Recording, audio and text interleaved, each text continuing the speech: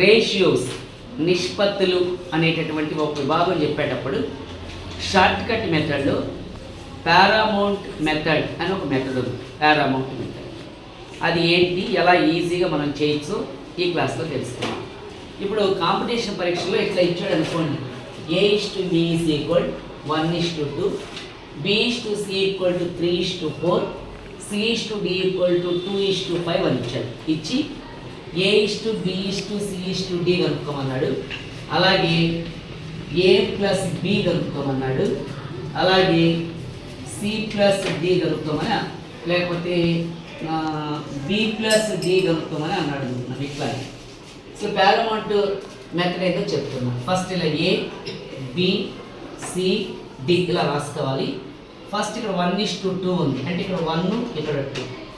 మళ్ళీ B/C 3:4 ఉంది. ఈ B కాడ కింద ఏం చేయాలంటే ఇక్కడ 3 పెట్టుకోవాలి, ఇక్కడ 4 పెట్టుకోవాలి. మరి ఇక్కడ ఏం చేయాలంటే ఇట్లా 0, తర్వాత వచ్చేసి ఇక్కడ వచ్చేసి ఇక్కడ 0, లేకపోతే ఇక్కడ గ్యాప్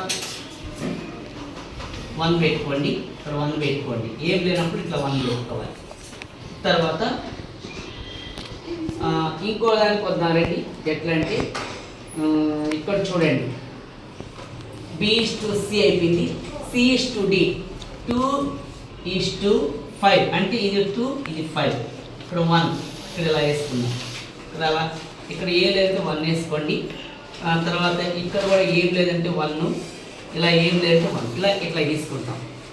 ఇప్పుడు ఇవన్నీ మల్టిప్లై చేద్దాం. 1 1 * 1, 1 1 * 1, 1 3 * 3, 3 2 * 6, 2 4 * 8, 8 1 is 8, 5 1 * 5, 5 1 * 5 మల్టిప్లై చేశాం. ఇప్పుడు ఏకున్నది A/B/C/D.